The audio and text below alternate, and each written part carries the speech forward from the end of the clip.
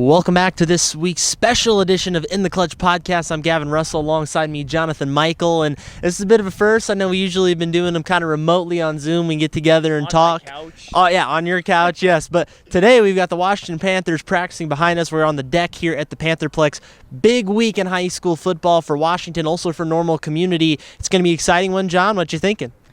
Well, I mean, first of all, congratulations to Washington Normal Community. I think really this year is what it comes down to was at the start of the year, the two suspects who at least I personally, I think some other people as well, thought would still be standing at this point of the season are still alive. Washington Normal Community, we knew that they both had big senior classes with lots of talent, and surprise, they're both the two teams remaining in the playoffs.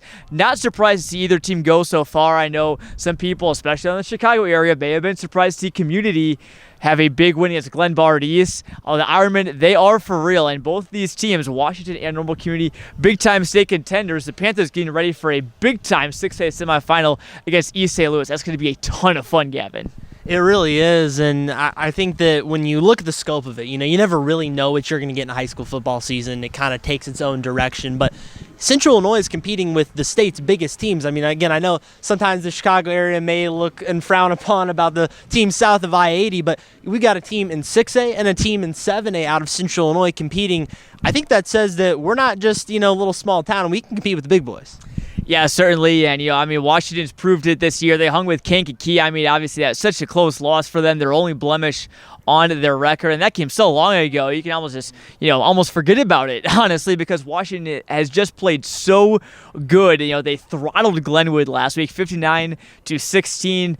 I thought that Washington, I think, was probably the favored team coming in. I was not expecting them to win by that margin, and they're just, peaking at the right time. They're playing their best football right now, and if there's any way to stop Washington, I'm sure East St. Louis would love to know, and I'm sure if there was a way to stop Normal Community, I'm sure that Downers Grove North wants to know. But for right now, none of these teams, or both these teams, I should say, look unstoppable, playing great football on both sides of the ball. My color partner Owen Dimple brought it up on Saturday. Both teams playing very strong complementary football. Offense playing well, and the defense is turning, making some points themselves. Whether that be forcing turnovers or taking turnovers directly into the end zone as well. Washington does that very well. They really do, and I think that kind of leads us into talking. We'll stick with this Washington East St. Louis game coming up. Maybe some players to watch, for Washington. We can pick on a lot of guys. You can go with your always obvious suspects of McQueary and Harlan, but really for this game, the biggest game of the season up to this point, unless they can win and get to the state championship. What's a player to watch? Maybe I'll start. I got to say it's Garrett Cox for me. I think, as you mentioned, kind of the defense and what they can take away, how much they can do, how shutting, a couple of weeks ago, Crete-Monee, being able to shut them out, and then a big performance against Glenwood.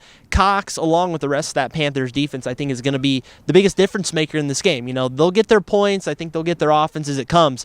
But Cox, if they can slow down this great East St. Louis offense, they are going to have the best shot, I think. Who's the player to watch for you, John? Yeah, I think for Washington's players to watch for me, I'm going to give it to a group. It's tough to pick exactly one. Obviously, East St. Louis, very athletic team, loaded with Division I commits. They're going to throw the ball a lot. They'll run it a decent amount too. Pretty balanced team overall. But, I think Washington's secondary, I said it a couple times this year, when they, face these playoff teams, they like to, gun the ball down the field a lot more. Glenwood was one of them. Crete-Monee, a little bit more of a run-heavy team. Danville, they like to throw the ball, but, they were hindered by the rain a couple weeks ago. That was a monsoon here at Babcook Field, but I think this is the game that Washington secondary, which features Kenan McQueary, Tyler Brown, Brayson Barth, Zach Ryan, Mason Burke, ton of seniors. I believe all 5 of those players, if I'm not mistaken, are seniors. I think they're going to be tested. You can't let everything go over your head. You can't get beat deep and everything. I think if Washington can keep the Flyers in front of them, I think they have a really good chance, honestly, to win the game, despite, all the hype, all the hubbub around East St. Louis, who is a very, very good team, don't get me wrong. They were 6A state champions last year, probably maybe a favorite to do so again this year, but I think the team that they don't want to face out of anybody left in 6A would be Washington because of that defense. Really, you're right. And you mentioned, letting anything go over their heads. They certainly, obviously, don't want that to happen. They don't want to see the football flying over their head for an East St. Louis receiver to catch it. But the Flyers will fly into town and give the Washington Panthers a really big test. I'd expect a huge crowd here at Babcook Field. It's great weather today. I feel like, I'm sitting on the deck here. I feel like I need a lemonade or something. I got the short sleeves on. I don't know exactly what the weather is going to look like this coming Saturday, John, but either way, I know this atmosphere is just going to be second to none. Yeah, it really will. And, we saw, obviously the first game, against Danville wasn't as big of a crowd here because it was pouring down rain. A lot of people were at home watching on ClutchSportsIL.com and CIProud.com as well. But, weather's been great. I remember the semifinal round last year, we did a broadcast of Peoria High and Morris, and I uttered a line that I still remember. I said, I cannot feel my toes. I can feel my toes now. It's really nice out. I know you're in short sleeves. I'm in long sleeves, but, I could be in short sleeves if I wanted to. I'm not as, risky with my fashion decisions as you are, Gavin, but it's going to be a great crowd. This Washington team, I believe this is their 5th semifinal berth as a program and the 100th year that they've had as well. So, once every generation really is about the average time that, this sort of season comes around. Everyone's going to be here in town. East St. Louis, I'm sure, will bring a big crowd as well. A lot of people will be watching on ClutchSportsIL.com and CIProud.com as well. So I cannot wait to see what the atmosphere will be like. Weather should hold up pretty good. I think it'll be around 50 degrees or so and sunny. Indeed, and you mentioned some years there, and of note of a year, 10 years and a day this coming Saturday is the anniversary of the very tragic Washington tornado, again, that happened just over 10 years ago. Obviously, that had an effect on a lot of people. I know I lived around the area. I know you didn't live all that far away, John.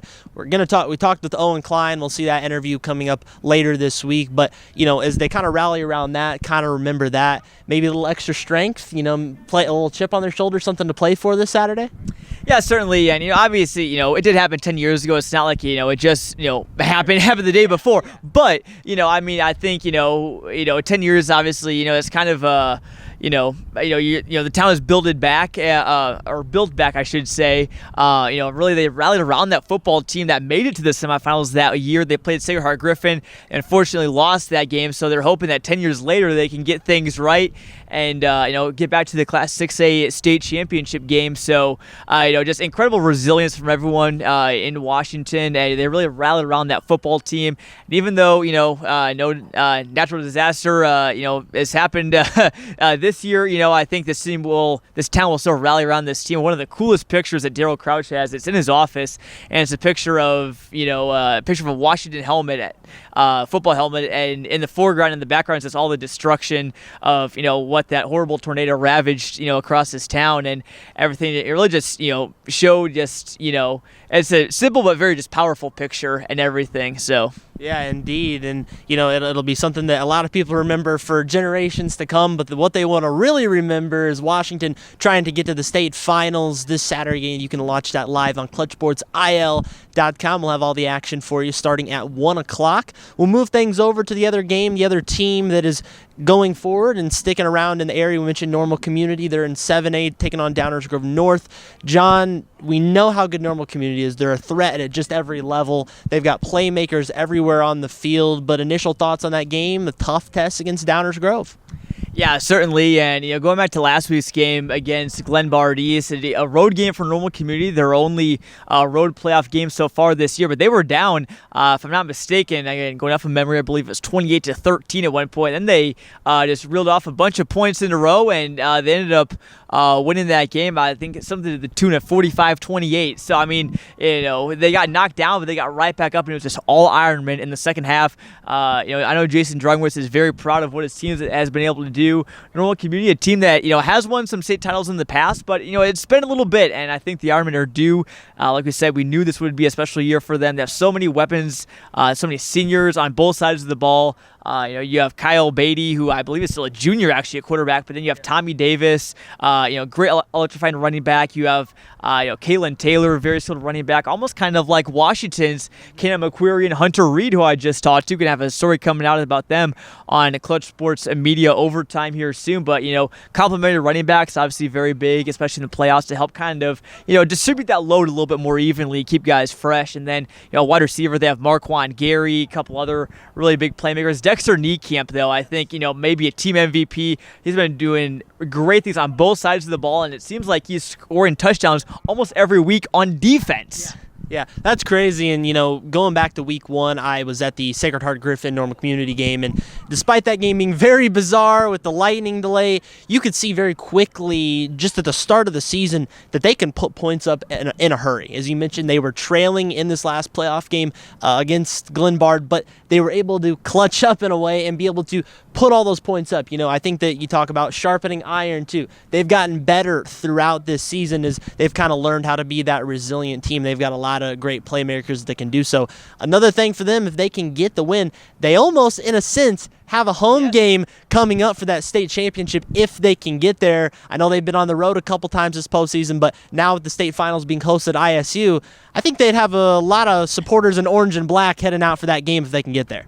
Yeah, well, I know, and the only reason I know about the song is because my girlfriend knows it. There's a song by Doja Cat called Paint the Town Red or whatever. That's gotten pretty popular. Our Normal Community is going to paint the town orange. They're going to paint all over that ISU red over there at Hancock Stadium. But, that'd be great for Normal Community. They get to, they're on the road this week. I was going to say they're at home, but they are on the road at Downers Grove North. But, I know almost, effectively almost having that extra, home game. You're not playing it at Dick Tharp Field, but, you get to, sleep in your own bed. You get to stick with your own routine. You can maybe even, use your own locker room at the start of the day, something like that. A lot of those things go a long way for Normal Community. I do expect them to get a pretty good test. Downers Grove North, I think, is, definitely their toughest opponent so far, a team that came in at 7-2. And again, I don't know as much about them because they are from Chicago, but I do know they were a, consistently underrated team all season long, especially if you just look at their record. I think their seeding, which I believe they're a 4 seed, doesn't really do them justice of how strong they are. So obviously it will be another test for the Ironmen on the road. It'll be another long road trip and everything. But I fully expect them to make it a close game against Downers Grove North, and I think they also have a good chance of winning as well. Indeed. Well, we've got a couple of big games out of 6 and 7A coming up here in Central Illinois. We'll have live coverage of Washington, as you see them right behind us here at Babcook Field, 1 o'clock on Saturday against the mighty East St. Louis Flyers. John, I know we're kind of starting to wrap things up here. This probably will be our last In the Clutch podcast for the football season. I know we've got a big week coming up next week with the Washington Tournament of Champions as we'll hit the hardwood. Now, we may have a big problem on our hands as we might have some teams in the state football finals while we're also covering the Washington TOC, but I think that's a good problem that we can have, and we'll figure it out. We'll have good coverage for it either way. But maybe I'll give you a minute to think about it. Maybe just a fun memory, maybe not your best memory, your favorite memory, but just a fun memory from football season. I know we certainly have a lot, but it's been a long season. I kind of mentioned that first week, and that's one of my favorites. Is we kicked things off down at Dick Tharp Field at Normal Community. Had the very odd lightning delay. We thought they would just call the game off. Thought we might have to go back the next day to finish broadcasting, but lo and behold, even though most of the crowd had left, about an hour later they got things going again, and ever since then, hey, we've had pretty good weather here in Central Illinois since our initial opening week thunderstorms. I've been pretty happy with that, but a lot of great memories. John, you got anything rack your brain a little bit there? Being the general manager of this company, there's just so much that goes on during football season. It all seems like a blur and everything. Trying to remember a specific point. There's lots of different things you mentioned, like games that we've done in the rain, which obviously I'm nice and dry in the broadcast booth, but it's raining outside and everything. We've had to deal with elements a couple times as well, but man, I'm just trying to think of specific memory. Talking with the players has been really great. Doing those Sunday Night Football intros, getting to come to practices each week. That's been really fun. Just getting to know the athletes around Central Illinois, and then get to see them in the midweek, but then also broadcast them on the big lights on Friday night and everything. That's been really fun, and just being able to see some great football. I think that's been the biggest part of it. Lots of teams had special seasons. Again, not just Washington Normal Community. Really good teams like Peoria High, Morton, Metamora, Dunlap as well, Normal West. The list goes on. Really just a strong year for football, I think, in Central Illinois.